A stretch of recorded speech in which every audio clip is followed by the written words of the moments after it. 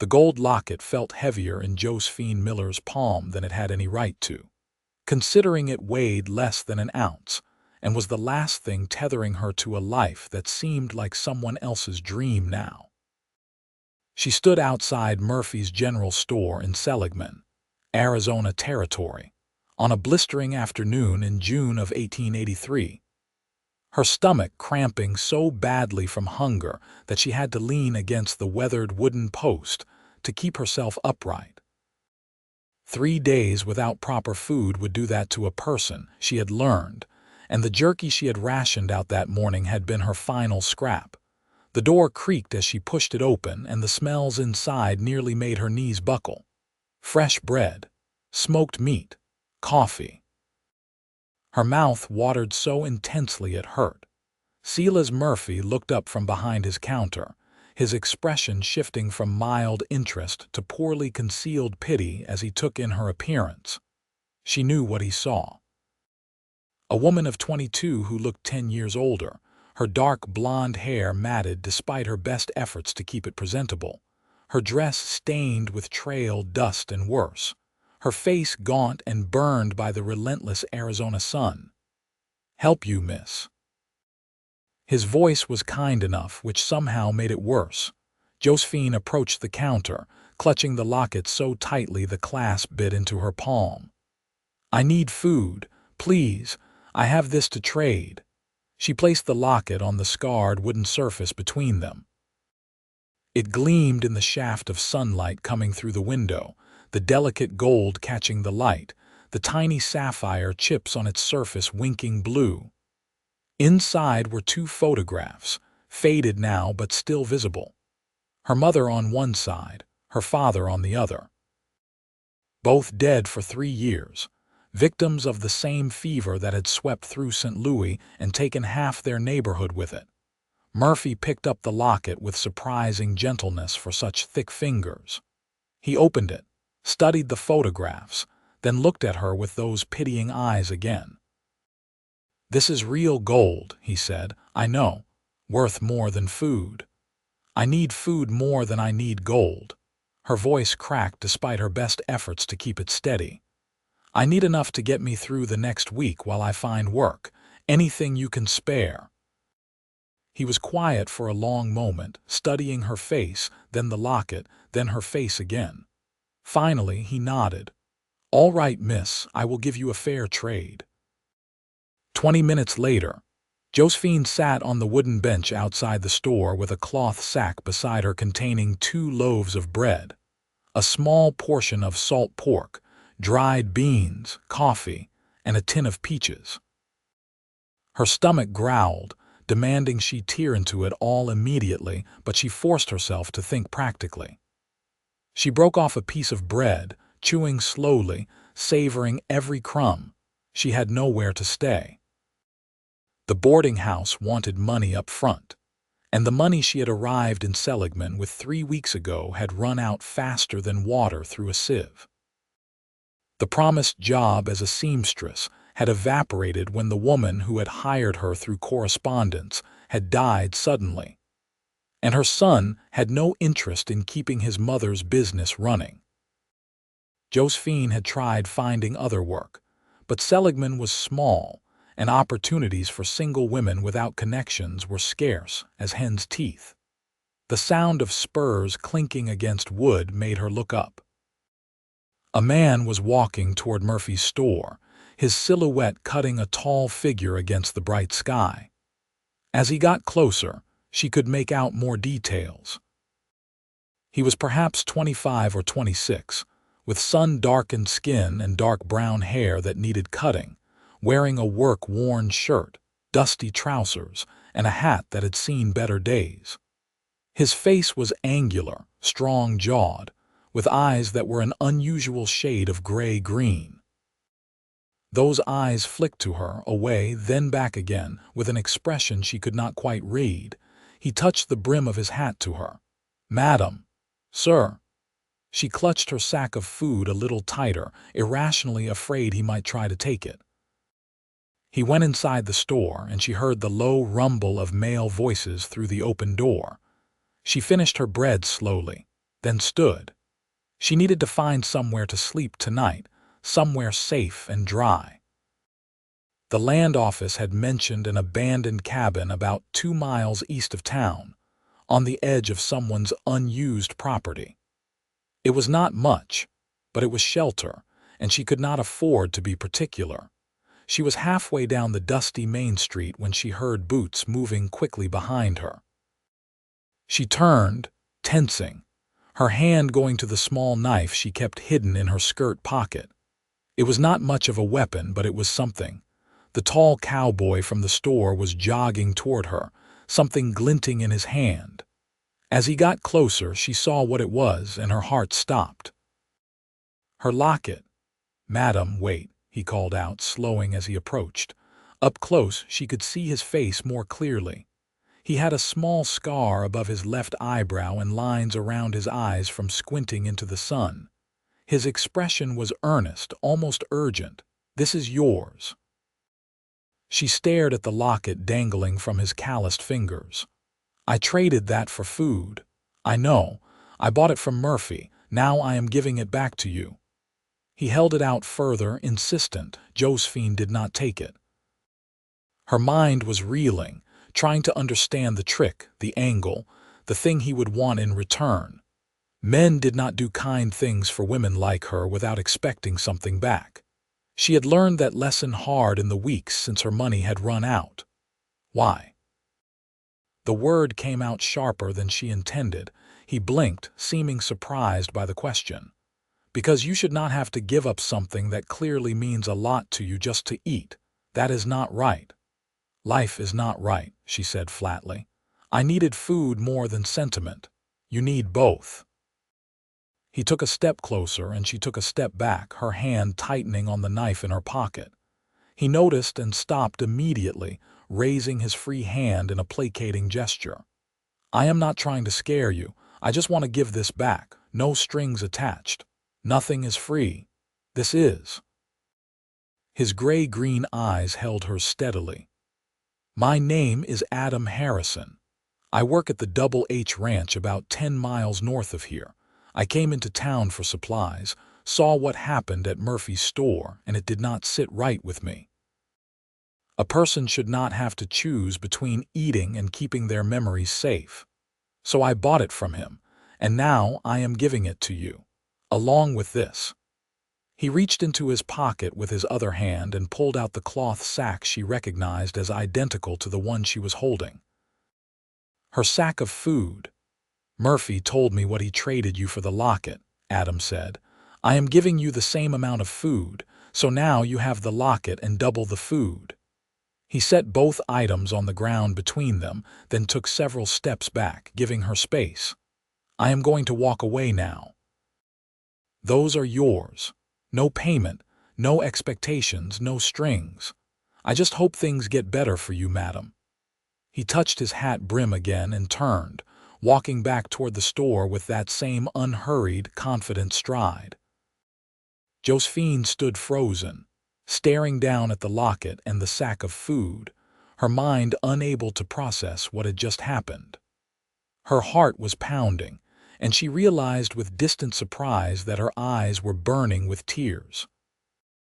She picked up the locket first, clutching it to her chest, then grabbed the sack of food. By the time she looked up again, Adam Harrison had disappeared into the store. She stood there in the middle of the dusty street, the hot wind blowing her stained skirts around her legs, holding everything she owned in the world and trying to understand why a stranger would show her such unexpected kindness. The abandoned cabin was worse than she had hoped, but better than she had feared. The roof leaked in one corner, and the door hung crooked on its hinges, but it had 4 walls and kept out the worst of the wind. Josephine spent her first night there lying on the bare floor with her sacks of food as a pillow, the locket clutched in her hand, and for the first time in weeks, she did not cry herself to sleep. The next morning, she woke with the sun and set about trying to make the cabin livable. She found an old broom with half its bristles missing and swept out the accumulated dirt and debris. She stuffed rags into the gaps in the walls where the wind whistled through. She made a small fire in the stone fireplace, which worked better than expected, and cooked beans with a little of the salt pork. The smell made her stomach growl like a living thing. As she ate, she thought about Adam Harrison. She turned his actions over in her mind, examining them from every angle, looking for the hidden motive, the ulterior purpose. But no matter how she looked at it, it seemed he had simply done something kind for a stranger who needed it. The idea was so foreign to her recent experience that it felt like something from a fairy tale. After eating, she went into town. Murphy's store was her first stop. The older man looked up as she entered, his expression wary. "I wanted to thank you," she said, "for trading fairly yesterday." He relaxed slightly. "You are welcome, miss. That locket, though. That cowboy, Adam Harrison, he paid me what it was worth, then told me if you ever came back in need to extend you credit and he would cover it." Josephine felt her face flush. "He did what?" "Set up a line of credit for you." "Said he did not want you going hungry." Murphy shrugged. "He is a good man, that one. Works hard, honest as they come. Been working at the Double H for about 3 years now. Saved up enough to buy his own place from what I hear." She left the store feeling unsettled and confused. Why would a complete stranger set up credit for her? It made no sense. Unless he wanted something after all, unless he expected her to feel obligated to him. The thought made her stomach turn. She had not survived the last 3 years by being naive. Over the next week, Josephine threw herself into finding work. She offered her services as a seamstress, a laundress, a cook, anything respectable she could think of. Seligman was small, though, and most families did their own work or already had help. She did manage to get a few small jobs, mending and alterations, which earned her a little money. Not much, but enough to make her feel slightly less desperate. She saw Adam Harrison twice during that week, both times from a distance. Once, he was loading supplies onto a wagon outside Murphy's store. Another time, he was riding past on a handsome bay horse, heading north toward the ranch where he worked. Both times, he noticed her and touched his hat brim in greeting. Both times, she nodded back stiffly, unsure how else to respond. On the 8th day after their first encounter, she was carrying water from the town well back to her cabin when she heard hoofbeats behind her. She turned to see Adam riding toward her on the same bay horse. Her first instinct was to keep walking, but something made her stop and wait as he approached. He dismounted a respectful distance away. "Madam, Miss Miller, Josephine Miller. Miss Miller, I am glad I ran into you." He reached into his saddlebag and pulled out a package wrapped in brown paper. "I was at Murphy's store earlier, and he mentioned you have been doing mending work. I have some shirts that need repairs if you are willing. I will pay your regular rate, whatever that is." She eyed the package suspiciously. "Your shirts just happen to need mending right after I started offering mending services." His ears went slightly red, which would have been endearing if she were inclined to find anything about this situation endearing. "All right, you caught me. The shirts do need mending. I have been putting it off. But yes, I asked Murphy if you were still looking for work, and he said you were, so I thought I would offer. I do not need charity. It is not charity. I genuinely need these shirts repaired, and you are a seamstress. That is a business transaction." He held out the package. "If you do not want the work, that is fine. But I promise I am not trying to insult you or make you feel bad. I am just trying to hire someone to mend my shirts." Josephine studied his face, looking for deception or condescension. She found neither.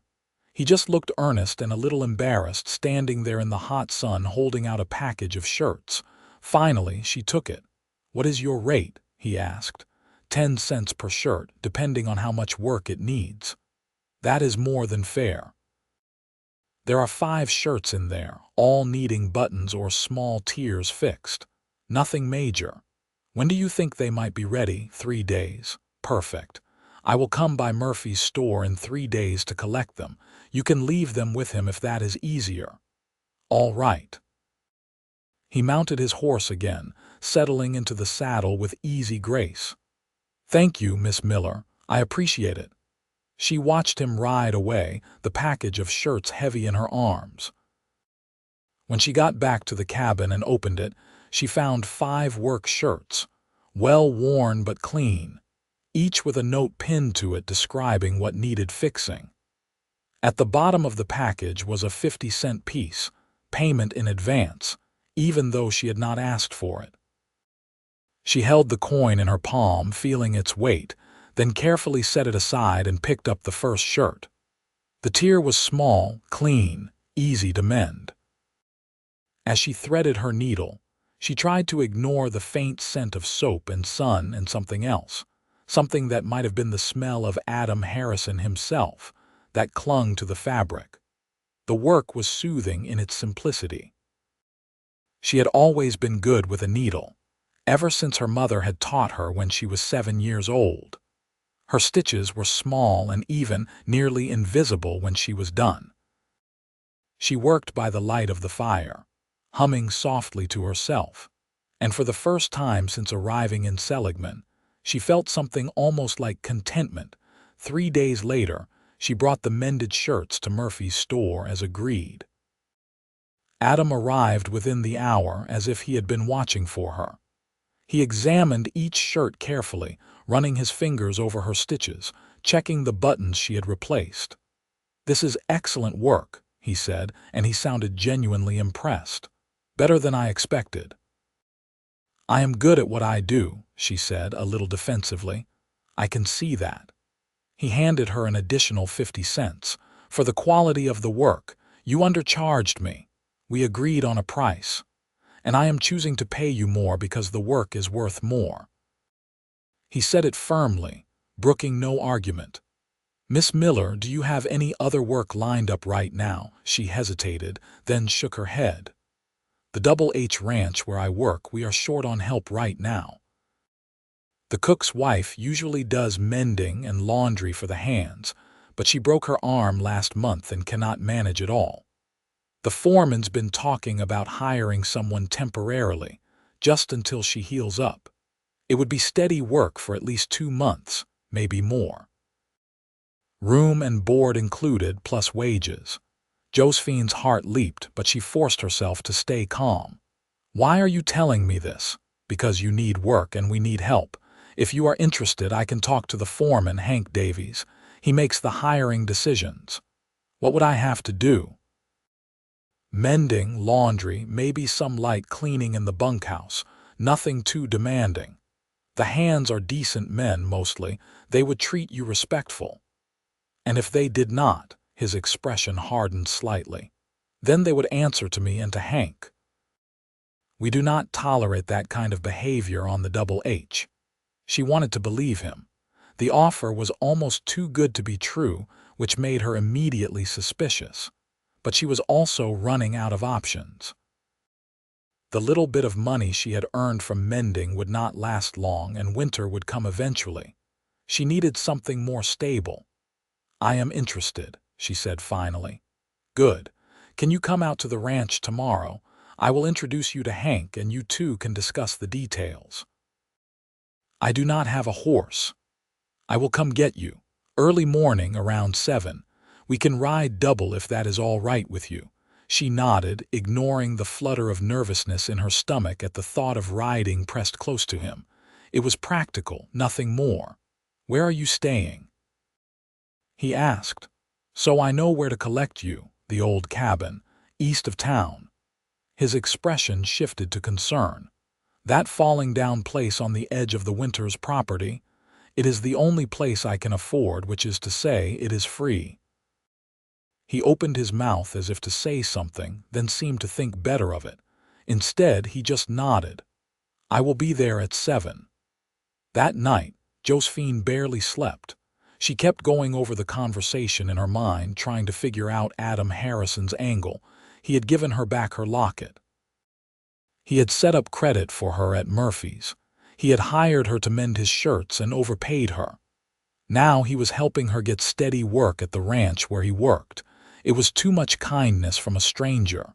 There had to be something he wanted. But what if there was not? What if he was simply a good person who saw someone in need and wanted to help? The idea was radical, dangerous even, because if she let herself believe in that kind of goodness and was wrong, the disappointment might break something in her that was already badly cracked. Adam arrived exactly at 7, just as the sun was turning the sky pale gold.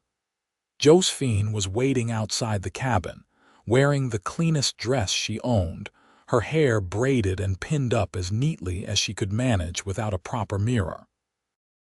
She had the locket around her neck, hidden beneath her collar, a talisman against whatever this day might bring.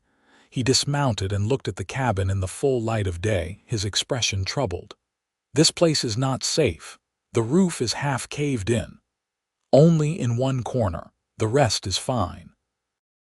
"Miss Miller, I am aware it is not the Ritz Hotel, Mr. Harrison. It is what I have." He looked like he wanted to argue but held his tongue. Instead, he helped her mount the horse, then swung up behind her. His arms came around her to hold the reins, and she went rigid, acutely aware of his body pressed against her back, the heat of him, the strength in his arms. "You can relax," he said softly. "I promise I am only holding the reins." She forced herself to breathe normally as the horse started moving. It had been a long time since she had been this close to a man, since before her parents died, before everything fell apart. Part of her wanted to pull away. Another part, a part she tried hard to ignore, wanted to lean back into his warmth and pretend, just for a moment, that she was not alone in the world. The ride to the Double H took about 40 minutes at an easy pace. Adam pointed out landmarks along the way. The creek where the best fishing was.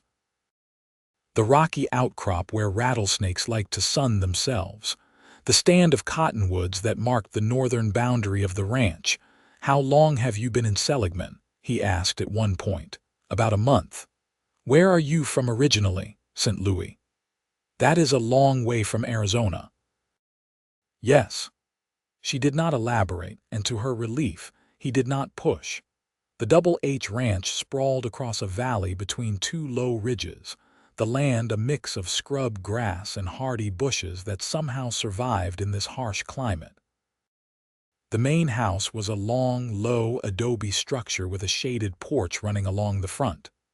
Beyond it were several outbuildings, a large barn, a stable, a bunkhouse, a cookhouse, and various sheds and pens. Adam rode straight to the main house and helped her down from the horse. A man emerged from the house as they approached, middle-aged and weathered, with sharp blue eyes that took in Josephine with a single sweeping glance. "Hank, this is Miss Josephine Miller," Adam said. "Miss Miller, this is Hank Davies, the foreman here. Mr. Davies." She held out her hand, and after a moment's surprise, he shook it. "Adam tells me you are looking for work," Hank said, getting straight to the point. "Yes, sir.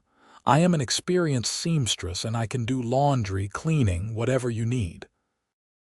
We need someone to take over mending and washing for the hands while Martha's arm heals up. It is steady work, 6 days a week, room and board provided plus $20 a month. You would stay in the small cabin behind the cookhouse. It is nothing fancy, but it is clean and dry and has a good stove. Interested? $20 a month, room and board. It was more than she had dared hope for. "Yes, sir, I am very interested. When can you start?" "Today, if you need me to." Hank almost smiled. "I like your attitude." "All right, Miss Miller. Let me show you the cabin and where everything is, and you can start tomorrow morning. That will give you time to get your things moved in and settled." The cabin was small, just 2 rooms, but it was clean and well maintained, with a real bed, a table and chairs, a wood stove, and even a small mirror on the wall. After weeks in the falling-down shack at the edge of town, it looked like a palace to Josephine. She had to blink hard to keep from crying. "Martha usually starts work around 6 in the morning," Hank was saying. "The hands bring their mending to the cookhouse, and you can work there or in your cabin, whichever you prefer. Laundry gets done twice a week. We have wash basins and a clothesline set up behind the bunkhouse. 3 meals a day are provided in the cookhouse. You eat with everyone else, but if you prefer, you can take your meals back to your cabin." "This is perfect," Josephine said. "Thank you, Mr. Davies. Thank Adam. He is the one who suggested you." Hank nodded to them both. "I will leave you two to sort out the details. Miss Miller, welcome to the Double H." After Hank left, Adam helped her understand the layout of the ranch and where everything was. He showed her the pump house for water, the storage shed where supplies were kept, the tack room in case she needed anything. He was patient and thorough, answering her questions without making her feel stupid for asking. "You need help moving your things from the cabin in town?" he asked finally. "I do not have much. A few clothes, some personal items. I can carry it all myself. I will take you back now and you can gather everything. Then I will bring you back here and help you get settled." She wanted to protest, to insist she could manage on her own, but the truth was she was tired of managing on her own. She was tired of being hungry and scared and alone. So instead, she just nodded and said, "Thank you." They rode back to town in comfortable silence. Josephine gathered her few belongings, which fit into 2 small bundles, and looked around the ramshackle cabin one last time. She had been miserable here, but it had also been shelter when she had nowhere else to go. She felt a strange pang of gratitude toward it as she closed the crooked door behind her for the last time.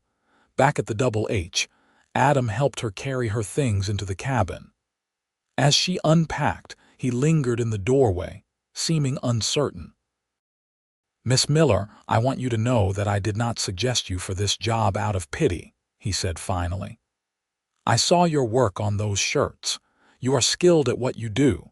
We genuinely need someone and you genuinely need work. It is a fair arrangement." "I believe you," she said, and was surprised to realize she meant it. He smiled then, a real smile that reached his eyes and made him look younger, less worn down by sun and hard work. It transformed his whole face, and Josephine felt something flutter in her chest that she immediately tried to suppress. "Good. I am glad you are here," he said. "If you need anything, anything at all, my bunk is the 3rd one on the left in the bunkhouse. Do not hesitate to ask." After he left, Josephine sat on the edge of the real bed with its clean sheets and looked around the cabin that was, for now at least, home. She pulled out the locket and opened it, studying the faded photographs of her parents. They looked so young, so full of hope. She wondered what they would think of her now, of the choices she had made, the places life had taken her. "I am going to be okay," she whispered to them. "I think I am finally going to be okay." She slept that night in a real bed for the first time in weeks, and her dreams were peaceful. Work at the Double H fell into a comfortable rhythm. Josephine rose early, ate breakfast in the cookhouse with the ranch hands, then spent her days mending clothes, washing linens, and keeping the bunkhouse relatively clean.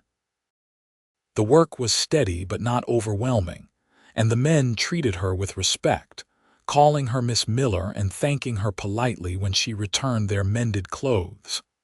Adam was often around, though he spent most of his days out on the range with the cattle. When he was at the ranch, though, he always made a point to check in with her, asking if she needed anything, if the work was going well, if any of the men were giving her trouble. He did it casually, never making a big production of it, but she noticed. She always noticed. As the weeks passed, she began to learn more about him through observation, and the casual gossip of the other ranch hands. He had come to Arizona from Texas 3 years ago, running from some kind of trouble, though no one seemed to know exactly what kind. He was one of the best horsemen on the ranch, could rope a steer faster than anyone, and had a reputation for being fair in his dealings and slow to anger. The other men respected him, which she had learned was not easily earned among cowboys. She also learned that he had been saving his money, living frugally, with the goal of buying his own small ranch someday. He was close to having enough, according to the talk in the bunkhouse. Another year or two, and he would have his own place. Josephine tried not to think about Adam Harrison more than was strictly necessary, but it was difficult when he kept doing things that caught her attention. Like the time he found a litter of abandoned kittens in the barn, and spent his evening off building them a little shelter and feeding them milk with a cloth. Or the time he spent 2 hours helping one of the younger ranch hands write a letter home to his mother, patiently correcting spelling and grammar without ever making the boy feel stupid. He was kind. Genuinely, consistently kind. And it terrified her, because she was starting to care about him in a way that went beyond gratitude.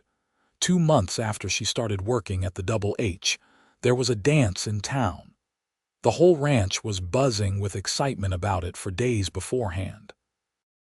The ranch hands polished their boots and dug out their least worn shirts. Even Hank seemed more cheerful than usual. "Are you going to the dance, Miss Miller?" One of the hands, a young man named Tommy, asked her as she mended his shirt. "I had not planned on it. You should go. Everyone goes to these dances. It is a good time." She had not been to a dance since before her parents died. She used to love dancing, used to be quite good at it, but that felt like another lifetime ago, another person entirely. That evening, as she was preparing dinner in her cabin, there was a knock on the door. She opened it to find Adam standing there, cleaned up and wearing his best clothes, his hair still damp from washing. "Miss Miller, I was wondering if you might like to accompany me to the dance tonight," he said, and she could tell from the slight tension in his shoulders that he was nervous. Her first instinct was to say no, to keep that safe distance between them. But she found herself thinking about her parents' photographs, about how young and hopeful they had looked, about how life was short and unpredictable, and opportunities for joy should not be wasted. "I would like that," she said, surprising herself. "But I should warn you, I do not have anything appropriate to wear. You look fine to me just as you are." "That is kind of you to say, but this dress has seen better days." He hesitated, then said, "Martha mentioned to me last week that she has some dresses she cannot fit into anymore since having her baby.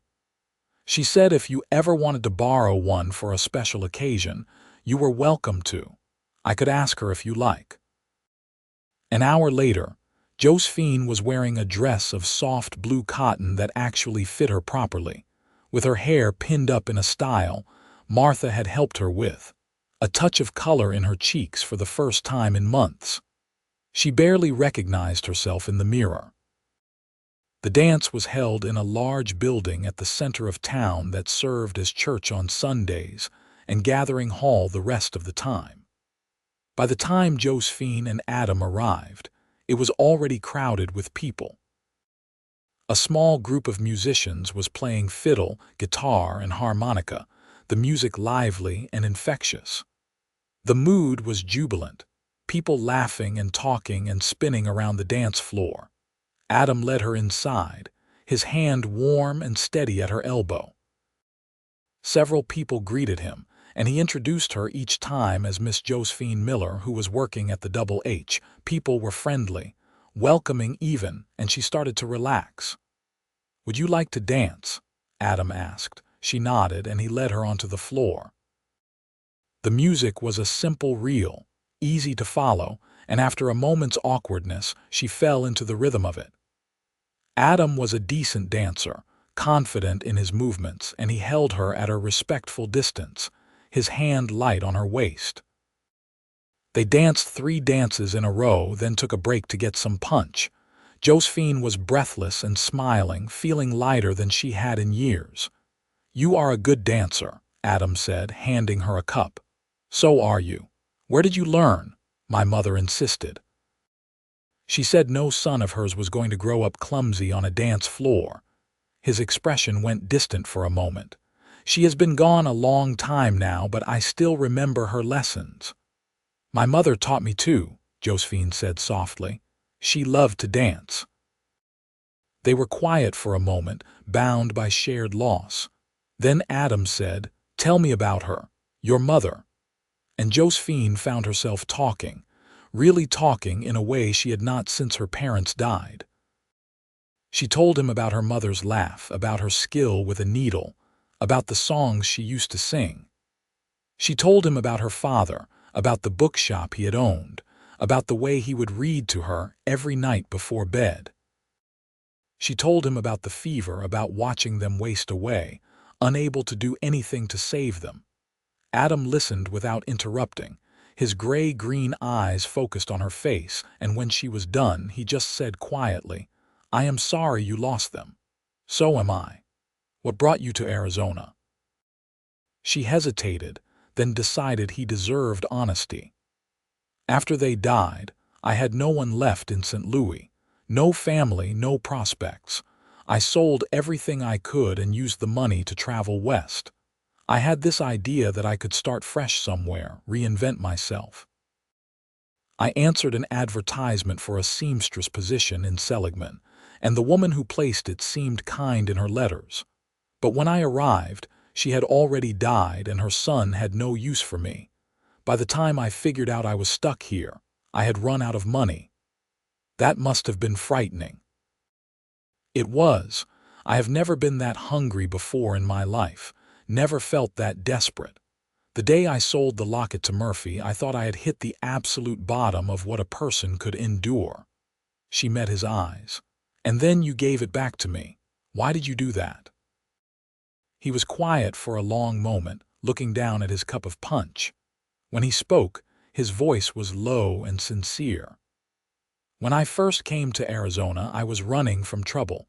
I had made some mistakes, gotten mixed up with some bad people, and I needed to disappear for a while. I arrived in Seligman with nothing but the clothes on my back and my horse.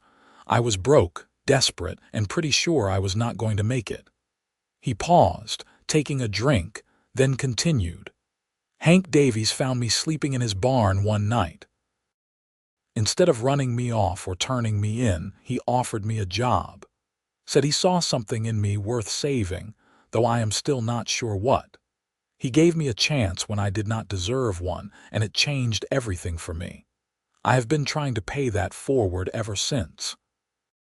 Josephine felt her throat tighten with emotion. "So you saw me selling my last possession for food, and you thought of Hank. I thought of how much a single act of kindness can change a life. I wanted to be that for someone else." They looked at each other, something passing between them that felt significant, weighty. Then someone called Adam's name, breaking the moment, and he turned to respond. They danced more as the evening went on. Other men asked Josephine to dance, and she accepted, but she found herself watching Adam even when she was in someone else's arms. She saw him dancing with other women, laughing at something someone said, and felt a sharp pang of something that might have been jealousy. Near the end of the evening, the musicians played a slow waltz. Adam appeared at her elbow as if summoned and offered his hand. This time when they danced, he held her closer, still respectful but definitely closer.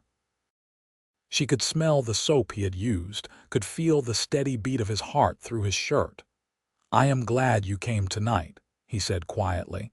"So am I. Josephine." It was the first time he had used her first name, and the sound of it in his voice did something strange to her insides. "I would like to spend more time with you, if that is something you would be interested in." She should say no. She should keep that distance, protect herself. But when she looked up into his eyes, all she saw was sincerity and hope, and she found she could not bear to extinguish it. "I would like that too, Adam." His smile was like sunrise, warming her from the inside out. Over the next few months, Josephine and Adam spent more and more time together. He would finish his work and come find her at the cabin or the cookhouse, and they would walk together in the evening, talking about everything and nothing.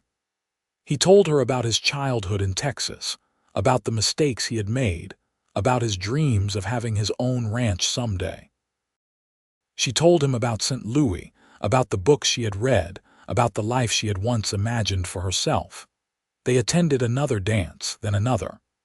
He took her riding on her days off, teaching her the land, showing her the places he loved best. The creek where the water ran clear and cold. The ridge where you could see for miles in every direction. The meadow full of wildflowers that bloomed in the spring. The other ranch hands teased them good-naturedly, and Martha, the cook's wife whose arm had long since healed but who had allowed Josephine to stay on anyway, gave her knowing looks and smiled. Even Hank seemed pleased in his gruff way.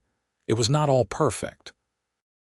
There were hard days when Josephine's past came back to haunt her, when she remembered what it was like to be hungry and desperate, and she would pull away, putting up walls. Adam was patient with her during those times, giving her space when she needed it, but always making it clear he was not going anywhere.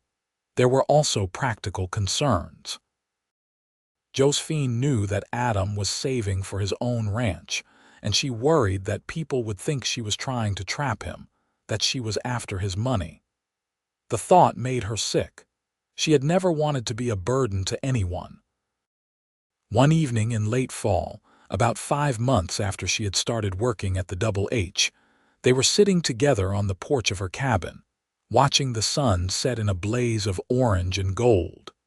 She had been quieter than usual, and Adam finally asked what was wrong.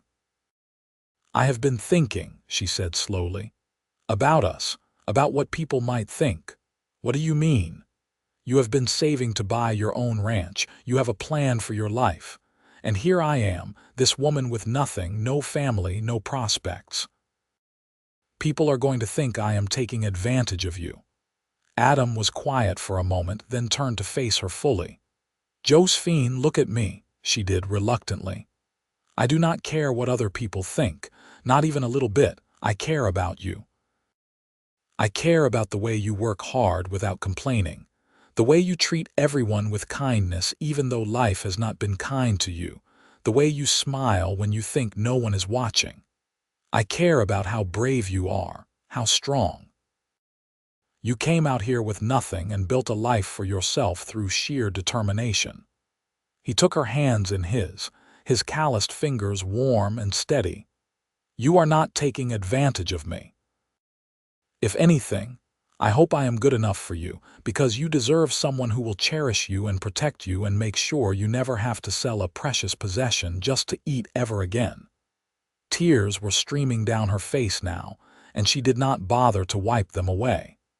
"I care about you too. So much it scares me." "It scares me too," he admitted. "I have never felt this way about anyone before, but I am willing to be scared if it means being with you." He leaned forward slowly, giving her time to pull away if she wanted to, and kissed her. It was gentle and sweet, his lips warm against hers, and Josephine felt something in her chest crack open, something that had been locked tight for years. She kissed him back, her hands coming up to rest on his shoulders, and for the first time since her parents died, she let herself hope for a future that included happiness. Winter came to Arizona, mild compared to the winters she remembered from St. Louis, but still cold enough to require jackets and warm fires. Josephine and Adam spent their evenings together when he was not out on the range, often with her mending by firelight while he read aloud from whatever book she had borrowed from the small collection at the ranch. He was a good reader, giving each character a different voice, and she loved listening to him. On Christmas Eve, the ranch hands held a small celebration in the bunkhouse. There was food and music and laughter, and someone had even managed to get their hands on a bottle of good whiskey. Adam gave Josephine a gift, a beautiful shawl he had bought in town, soft wool dyed a deep blue that brought out the color of her eyes.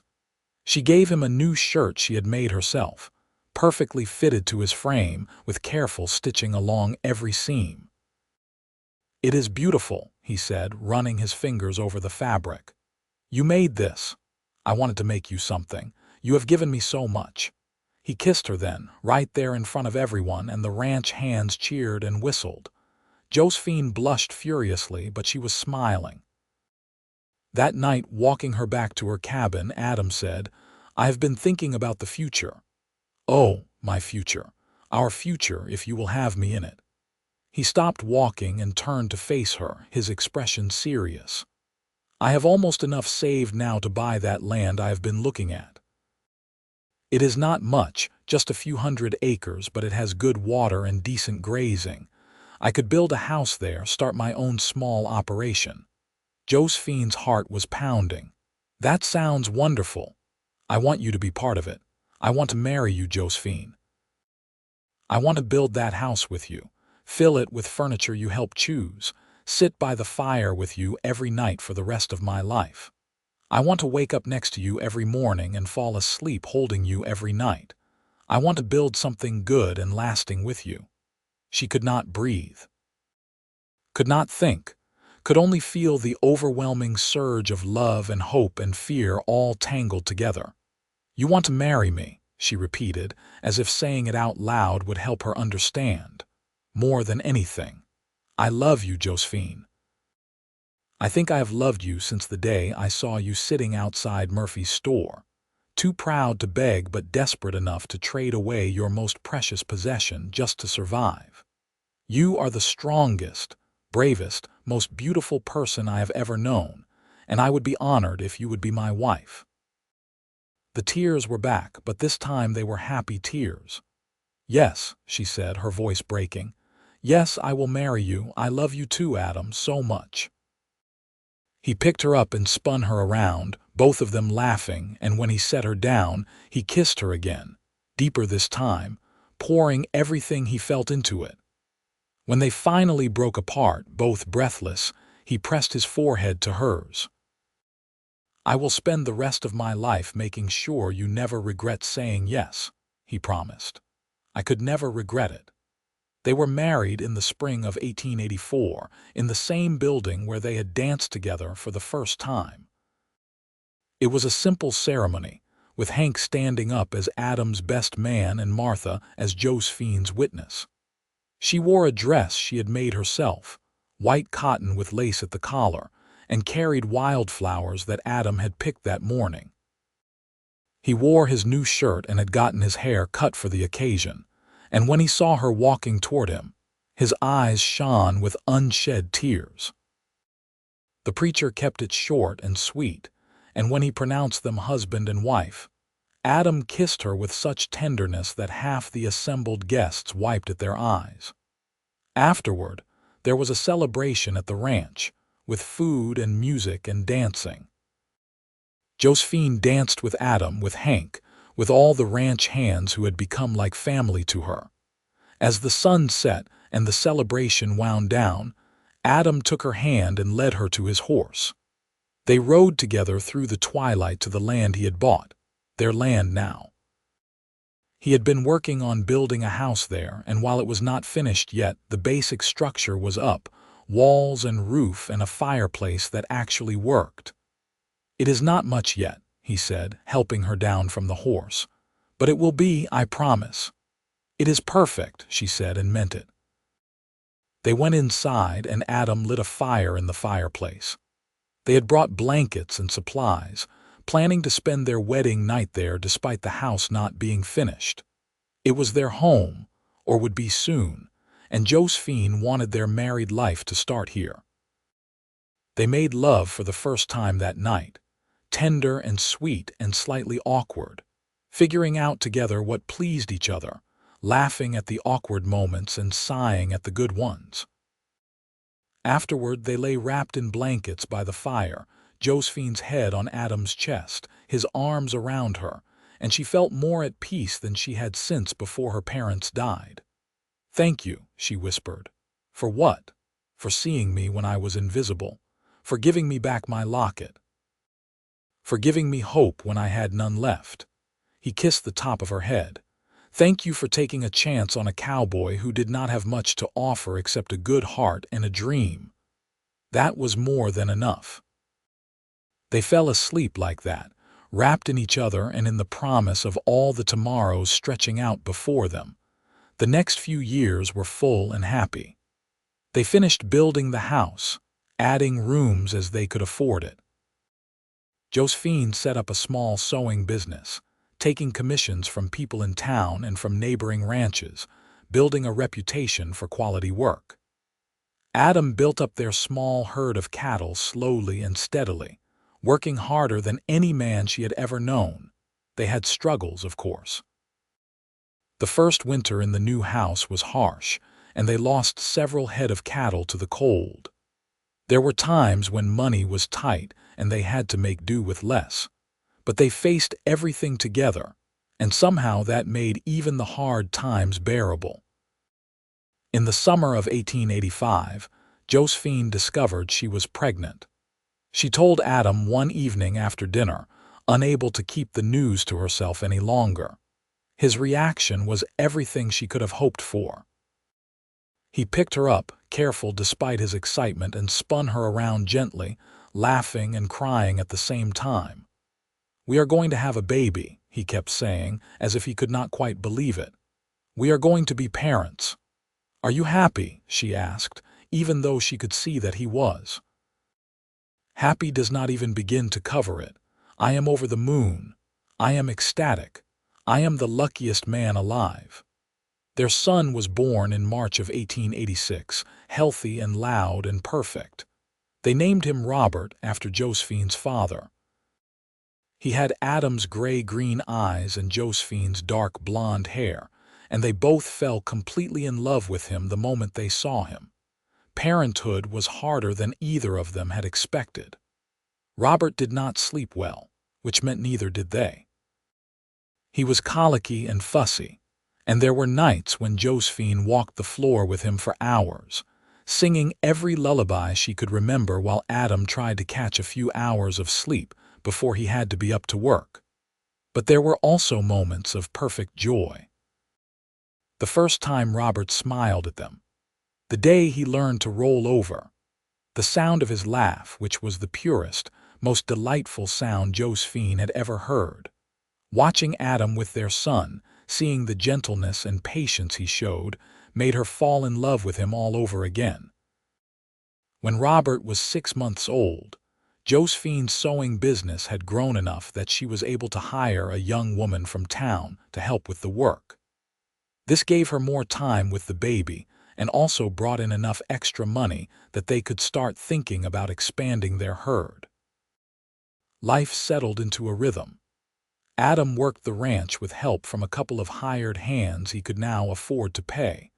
Josephine managed her sewing business and took care of Robert. They had dinner together every evening, spent Sundays as a family, and still made time, despite their exhaustion, to sit together by the fire after Robert went to bed, talking about their days and making plans for the future.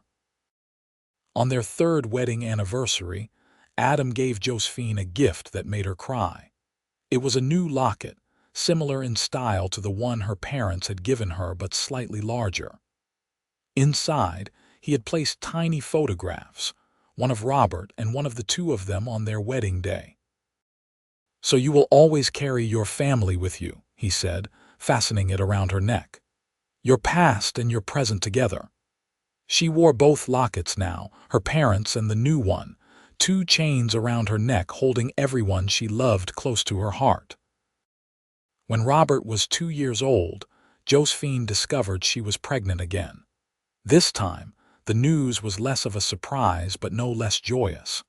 Their daughter was born in the fall of 1888, an easier baby than her brother had been. They named her Margaret after Adam's mother and called her Maggie. With 2 children, life became even busier.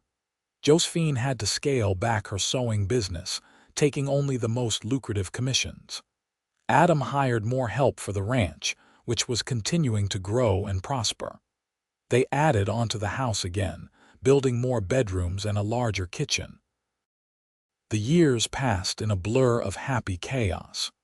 Robert started school in town, riding there each day on a gentle mare Adam had trained specifically for him. Maggie grew from a baby into a precocious toddler who followed her father everywhere, determined to help with everything he did. The ranch prospered. The sewing business continued to bring in steady income. They had enough money now to live comfortably, with some left over to save for the future. In the evenings, after the children were in bed, Josephine and Adam would sit together on the porch they had built, watching the sun set over land that was truly theirs, and marvel at how far they had come from that day in Seligman, when she had traded her last possession for food, and he had given her back both the locket and hope for the future. "Do you ever think about that day?" Josephine asked one such evening, her hand in his. "Which day?" "The day we met, when you bought back the locket from Murphy." "I think about it all the time," Adam said. "It was the best decision I ever made. Why did you really do it?" "I know you said you wanted to pay forward Hank's kindness, but was that all?" He was quiet for a moment, considering. "Honestly, when I saw you that day, sitting outside Murphy's store with that sack of food, looking so lost and alone and trying so hard to be brave, something in me just knew. I cannot explain it better than that. I looked at you and I knew you were going to be important in my life. I knew I had to help you, had to find a way to be near you." Love at first sight, she was teasing, but only a little. Something like that, or maybe recognition. Like my soul recognized yours and said, "There she is. There is the person you have been waiting for." He brought her hand to his lips and kissed her knuckles. "Does that sound crazy?" "No, it sounds perfect." They sat in comfortable silence for a while, listening to the sounds of the evening. Crickets chirping, a coyote howling in the distance, the gentle sounds of the horses in the barn settling for the night. "I want to show you something," Adam said suddenly. He stood and pulled her to her feet, leading her into the house. From a drawer in their bedroom, he pulled out a piece of paper, worn at the edges from being folded and unfolded many times. "What is this?" Josephine asked. "A letter. From Hank. He wrote it to me about 6 months after I started working at the Double H, but he never gave it to me. He told me later he was saving it in case I ever needed reminding of who I was and what I was capable of." Adam handed her the letter. "Read it." Josephine unfolded the paper carefully. The handwriting was Hank's, blocky and practical. "Adam," the letter began, "if you are reading this, it means I decided you needed to hear these words. You came to me broken and lost, convinced you were no good, that you had ruined your life beyond repair. But I saw something different. I saw a young man who had made mistakes but was willing to work hard to make things right. I saw someone with a good heart who just needed a chance to prove it. You have more than proven it. You are one of the best men I know, and I am proud to call you my friend. Whatever you are facing now, remember that you are not the mistakes you made. You are the choices you make going forward. You are the kindness you show others. You are the life you build from this moment on. Never forget that you deserve the chance I gave you. And never forget to give that same chance to someone else when you can." Your friend, Hank. Josephine finished reading with tears in her eyes. "This is beautiful. When did he give it to you?" "The day I bought back your locket. I went to see him that evening, told him what I had done, and asked if he thought I was crazy for spending my savings on helping a stranger. He did not say anything at first, just went to his desk, pulled out this letter and handed it to me. Then he said, "You just gave someone else the chance I gave you. That is exactly what you were supposed to do." Hank is a wise man, the wisest, and he was right. Buying back that locket, meeting you, it changed my life in ways I never could have imagined. Every good thing I have now traces back to that decision. Josephine set the letter carefully on the dresser and wrapped her arms around her husband. I was so scared that day, so alone. I thought I had hit the absolute bottom, that things could not possibly get worse. And then you appeared like something out of a story and gave me back not just my locket but my faith in people, my faith in the possibility of good things. "You gave me something too," Adam said, holding her close. "Purpose, direction.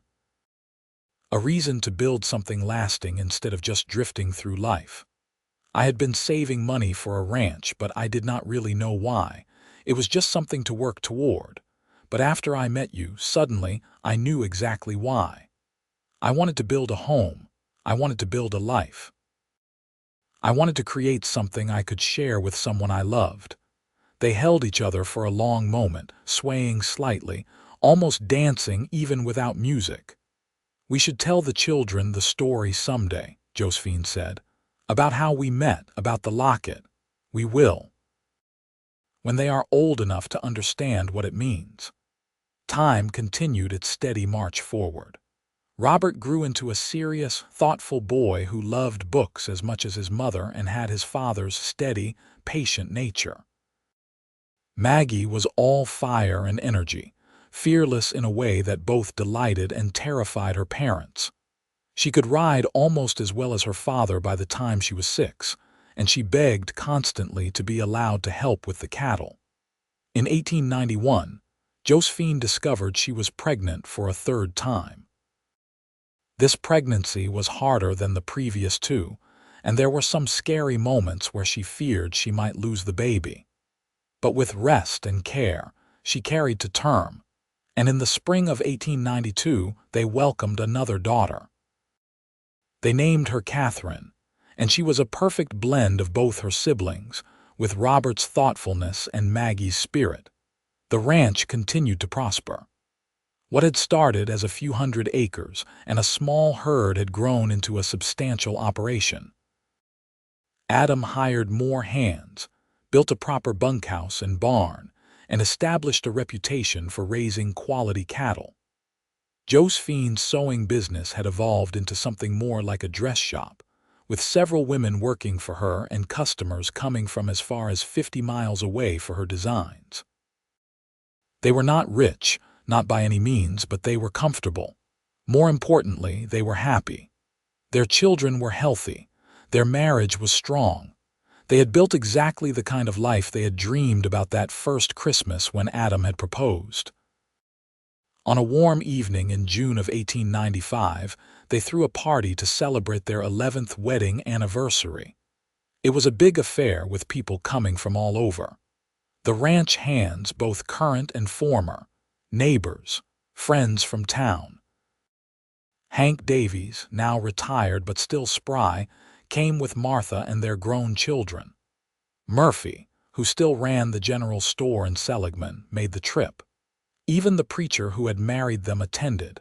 There was food and music and dancing, just like at that first dance so many years ago. Robert, now 9 years old, was trying very hard to act too grown-up for such things but could not help sneaking peeks at a neighbor girl his own age.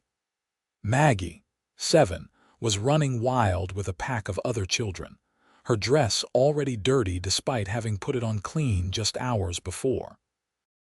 Catherine, 3, was being passed around from adult to adult, charming everyone with her smile. As the sun began to set, Adam stood on the porch and called for everyone's attention. The crowd quieted, turning to look at him. "I just want to say a few words," Adam began, and Josephine could hear the emotion in his voice. 11 years ago, I married the love of my life. It was the best decision I ever made, but it was not the first good decision I made regarding Josephine." He found her in the crowd and smiled, holding out his hand. She made her way through the people to join him on the porch. "The first good decision," Adam continued, his arm around her waist, "was buying back a gold locket from Murphy's store. I was just trying to do a kind thing for a stranger who needed help. I had no idea that stranger would become my whole world." There were some knowing chuckles from the crowd. Most people there knew the story of how they met, but they never tired of hearing it. "Josephine, when I saw you that day, you were at your lowest point. You had nothing left, or so you thought. But I saw your strength. I saw your dignity. I saw your refusal to give up even when everything seemed hopeless, and I knew I wanted to be part of your story." He turned to face her fully, taking both her hands in his. "You have given me more than I ever dreamed possible. 3 beautiful children, a home full of love and laughter, a purpose and a partnership that makes every day worth living. You took a chance on a cowboy with more dreams than sense, and you helped me build those dreams into reality." Tears were streaming down Josephine's face now, and she did not bother to hide them. Adam reached up and gently wiped them away. "I love you," he said simply. "I loved you then, I love you now, and I will love you for every day I have left on this earth." The crowd erupted in applause and cheers. Adam pulled Josephine close and kissed her, and she kissed him back, pouring everything she felt into it, not caring that they had an audience. When they finally broke apart, Josephine turned to address the crowd. "I need to say something too." Her voice was shaky but determined. "When Adam bought back that locket, he did not just give me back a piece of jewelry, he gave me back hope. He reminded me that there were still good people in the world, that kindness still existed, that I did not have to face everything alone." She looked up at her husband, her heart so full she thought it might burst. "You saved my life, Adam Harrison, in every way a person can be saved. And I spend every day trying to be worthy of the gift you gave me." "You are worthy," he said firmly. "You have always been worthy." More applause, more cheers. The musicians struck up a waltz, and Adam led Josephine onto the makeshift dance floor they had set up in the yard. As they danced under the stars, surrounded by everyone they loved, Josephine thought about that scared, desperate woman she had been 12 years ago, selling her last possession just to eat.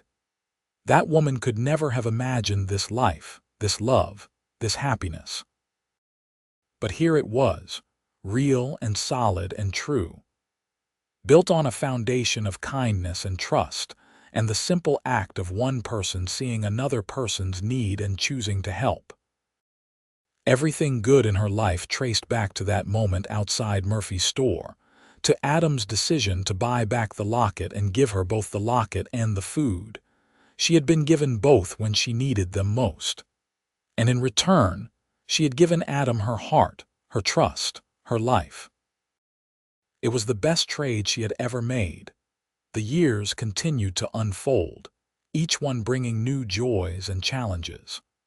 Robert went off to college in California, the first person in either of their families to do so, and made them both cry with pride.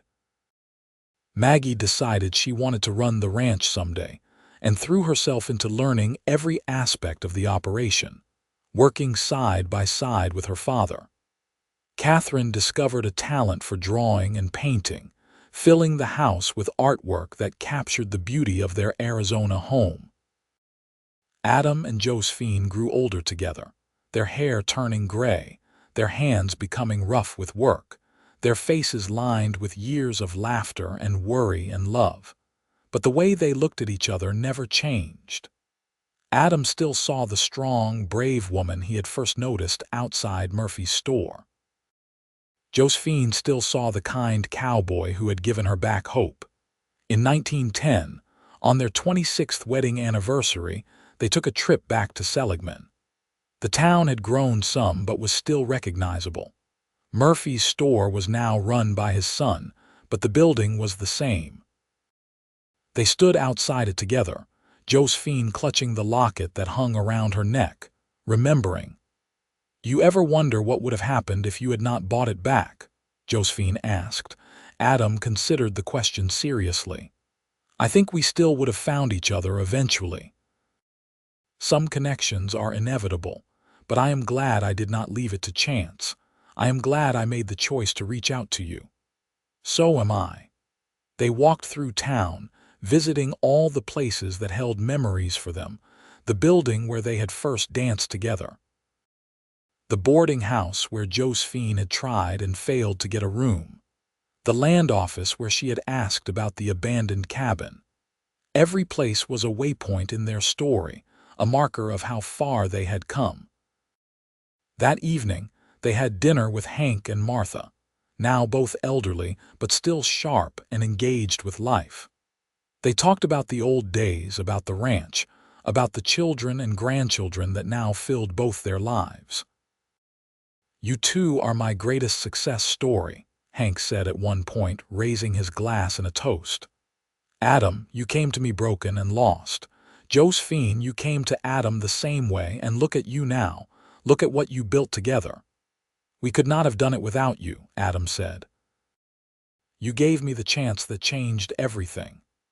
"And you passed that chance on," Hank replied. "That is how it is supposed to work. Kindness begets kindness. Help begets help. You save one person and they save another, and pretty soon you have created more good in the world than you can measure." Later, lying in bed in the hotel room they had rented for the night, Josephine said, "I want to make sure the children know the full story, not just the romantic version, but the real one. I want them to understand how bad things were, how desperate I was, and how one person's kindness changed everything." "We will tell them," Adam promised. "We will make sure they understand the power of choosing to help someone, even when it is inconvenient or costs you something. That is a legacy worth passing on." "You think they will pass it on too, to their children?" "I know they will. We have raised them to be kind, to be generous, to see people who need help and not turn away. They will carry that forward." And they did. Robert became a lawyer and spent much of his career doing pro bono work for people who could not afford representation. Maggie ran the ranch after Adam retired, and she was known for giving jobs to people down on their luck, for seeing potential in those others had written off. Catherine used her art to raise money for various charities, donating pieces to be auctioned off to benefit causes she believed in. Each of them, in their own way, carried forward the lesson their parents had taught them. That one act of kindness can change a life, that seeing someone's need and choosing to help is never the wrong choice, that we are all connected and responsible for each other. Adam and Josephine lived long, full lives. They saw grandchildren born and even some great-grandchildren. They watched their ranch and Josephine's business thrive and eventually be passed on to the next generation. They grew old together, still holding hands, still stealing kisses when they thought no one was looking, still very much in love, on a warm spring evening in 1925. 42 years after that fateful day in Seligman, Josephine sat on the porch of their home with Adam beside her. They were both in their 80s now, their bodies worn but their minds still sharp. The sun was setting in a spectacular display of orange and gold, painting the sky with fire. "You have any regrets?" Adam asked, a question they had asked each other many times over the years. "Not a single one," Josephine said, as she always did. "You? Only that we did not have more time, but I suppose that is true no matter how long you get." He squeezed her hand gently. "I have loved every minute of our life together. Even the hard parts, especially the hard parts. Those are the ones that proved we could get through anything together." They sat in silence, watching the sun sink lower, the colors in the sky deepening to purple and pink. Josephine thought about that scared young woman she had been, hungry and alone, selling the last thing of value she owned just to survive. She thought about Adam, seeing her need and choosing to help, giving her back more than just a locket. He had given her a future. He had given her love. He had given her a family and a home and decades of happiness. All because he had seen someone in need and decided that doing something about it was more important than minding his own business. "I love you," she said, as she had said thousands of times before but never got tired of saying. "I love you too," he replied, as he had replied thousands of times before and would never tire of saying. The sun disappeared below the horizon, and the stars began to emerge one by one, until the sky was filled with them. Adam and Josephine sat together in the twilight, hands clasped, hearts full, grateful for every moment they had been given, grateful for that one day in 1883 when their paths had crossed, and their lives had changed forever. When Adam passed away peacefully in his sleep a few years later, Josephine held his hand and told him one last time how much she loved him, how grateful she was for the life they had built. She wore both lockets to his funeral, the one with her parents' photographs and the one he had given her with pictures of their children. Her past and her present, all the love she had known, resting against her heart. Josephine lived for a few more years after Adam's death, surrounded by her children and grandchildren and great-grandchildren, all of them the legacy of that one kind act so many years ago. She told the story often, about the day she had traded her last possession for food and the cowboy who had bought it back and given her both. She made sure everyone understood the lesson. That kindness matters, that seeing someone in need and choosing to help is never wrong, that one person can change another person's whole world with a simple act of generosity. When she died, peacefully and surrounded by love, they buried her next to Adam on their land, overlooking the valley they had built together. Both lockets were with her, holding all the people she had loved close to her heart one final time. The ranch continued on, passed down through the generations. The house was added onto, modernized, but the core of it remained the same, and in the living room, in a place of honor, hung a framed display. Inside it were two lockets, one very old, one slightly newer. Below them was a carefully written account of the story of Josephine and Adam, of how they met, of the kindness that had sparked their love, of the life they had built together. Each new generation of the family was told the story. Each new child learned about the great-great-grandmother who had been desperate and alone, and the great-great-grandfather who had seen her need and chosen to help. They learned that kindness matters. They learned that one person's choice to do good can ripple forward through time, affecting lives for generations. And they learned that sometimes the best things in life come from the simplest acts: a locket returned, food given freely, hope offered to someone who had none, love growing from kindness, and kindness growing from love, creating something beautiful and lasting that would endure long after the original actors had left the stage. The story of Josephine Miller and Adam Harrison became legend in their family, passed down with pride, a reminder of where they came from and what they valued.